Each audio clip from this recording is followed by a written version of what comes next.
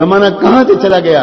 امت کے ہمارے لوگ عالم عرب کے عرب نوجوان کیا کیا فکریں کر رہے ہیں، اور ہم آج مدرسے والے تبلیغ پر، تبلیغ والے مدرسے پر، یہ دونوں مل کے خانقاہ پر کیا بکواس ہو رہی، کہاں لگے ہوئے ہیں؟ ہماری گفتگو کا موضوع یہی ہے کہ یہ کام افضل، یہ کام افضل، یہ بیکار اور وہ بیکار۔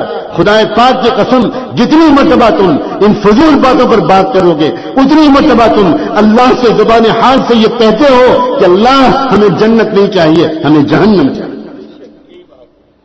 یہ باتیں کرنے کی ہیں، ایک ایک لمحہ قیمتی ہے، ایک ایک سیکنڈ قیمتی ہے۔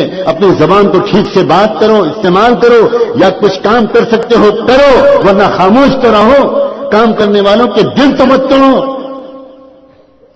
جانتے ہو کہ جو علماء کتابیں لکھتے ہیں، جو علماء فتوے لکھتے ہیں، جو علماء قرآن اور بخاری کا درس دیتے ہیں، انہوں نے اپنی جوانیوں کی بہترین راتیں، تم تو اپنی بیویوں سے لطف اندوز ہوا کرتے تھے، اور وہ نوجوان علماء اپنی جوانیوں کی بہترین راتوں کو کتابوں کے ساتھ گزارتے تھے، تب وہ اس قابل ہوئے ہیں کہ وہ قرآن کا درس دے رہے ہیں۔ تم کو قرآن کا درس حقیر معلوم ہوتا ہے؟ جہالت کی انتہا ہے۔ ایک گشت کر لیا اور سمجھے کہ ہم دین کے ٹھیکیدار ہو گئے، بدترین درجے کی جہالت ہے۔ اس کا کوئی تعلق تبلیغ سے نہیں ہے۔ حضرت مولانا الیاس رحمۃ اللہ علیہ کے دامن اس سے پاک ہے، حضرت مولانا یوسف کا دامن اس سے بالکل پاک ہے۔ جانتے ہو حضرت مولانا الیاس کو؟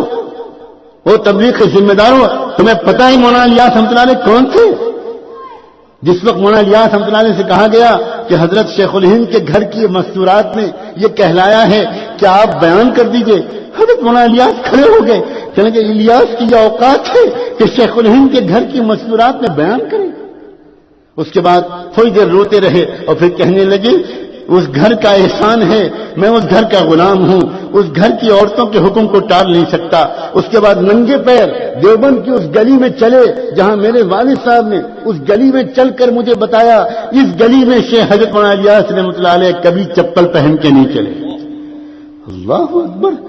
کیوں؟ فرمایا یہ میرے استاد کے استاد کا مکان ہے، میں یہاں چپل پہن کے نہیں چل سکتا۔ جب حضرت شیخ الہند کے یہاں پہنچے تو جانتے ہو وہاں کی عورتوں نے مونڈھا بچھا رکھا تھا، ایک کرسی بچھا رکھی تھی بیٹھنے کے لیے تاکہ حضرت اس پر تشریف رکھیں اور بیان فرمائیں، تو بجائے مونڈے پر بیٹھنے کے ایک نوکر اور غلام بلکہ بھکاری کی طرح گھر کی چوکھٹ پر بیٹھ گئے۔ گھر کی عورتوں نے کہلوایا حضرت سے کہو کہ اوپر آ کے بیٹھیں، کہنے لگے میں اس گھر کا غلام ہوں، میں چوکھٹ سے آگے نہیں بڑھ سکتا۔ کیا ہو گیا ہے لوگوں کو آج؟ کیا قیامت قریب ہے؟ کیا ہم نے اپنے دلوں پر مہر لگوانے کا فیصلہ کر لیا؟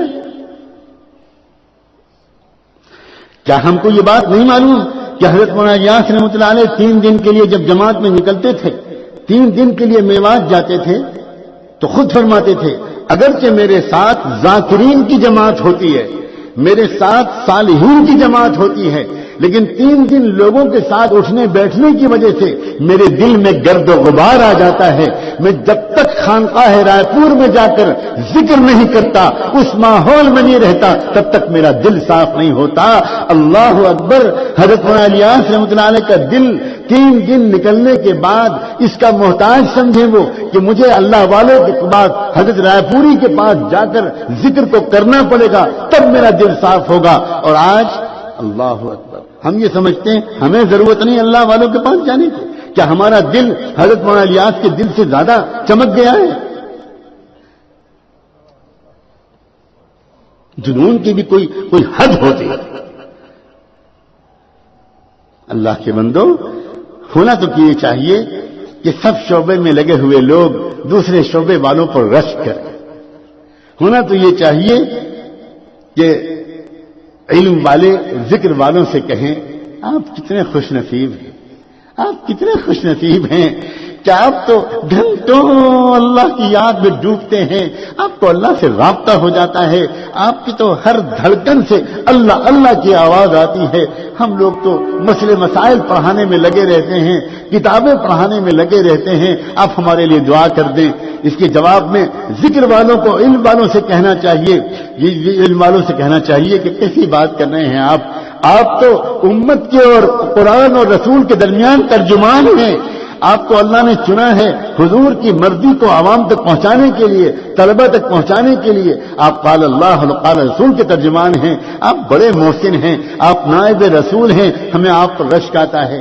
اور ہونا تو یہ چاہیے کہ یہ دونوں مل کر دعوت والوں سے کہیں کیا آپ کا نصیب ہے، آپ کتنے پیارے ہو، اپنی جان مان لے کر آپ نکلتے ہو اللہ کے راستے میں، آپ گشت کرتے ہو، آپ کو لوگ جھڑکتے ہیں، آپ کا لوگ مذاق اڑاتے ہیں، آپ کا لوگ دل توڑتے ہیں، آپ برا نہیں مانتے، آپ ان کے لیے دعا کرتے ہیں، آپ تشکیلیں کرتے ہو، آپ ملکوں پھرتے ہو، آپ بہت اونچا کام کر رہے ہو، ہمارے لیے دعا کرتے رہا کرو، ہم بہت محتاج ہیں۔ اور دعوت والے پلٹ کر علم اور ذکر والوں سے یہ کہیں حضرت یہ آپ کیا فرما رہے ہیں، آپ کا مقام، آپ بہت اونچا کام کر رہے ہیں، آپ تو العلماء ورثۃ الانبیاء، آپ تو انبیاء علیہ السلام کے وارث ہیں، ہم تو بہت معمولی لوگ ہیں، یہ تو غنیمت ہو گیا تو کچھ کلمہ نماز کو سیکھنے کا راستہ ہمارے لیے بھی نکل آیا۔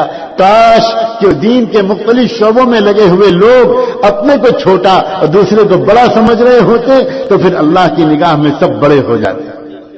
زمانہ کہاں سے چلا گیا، امت کے ہمارے لوگ عالم عرب کے عرب نوجوان کیا کیا فکریں کر رہے ہیں، اور ہم آج مدرسے والے تبلیغ پر، تبلیغ والے مدرسے پر، یہ دونوں مل کے خانقاہ پر کیا بکواس ہو رہی، کہاں لگے ہوئے ہیں۔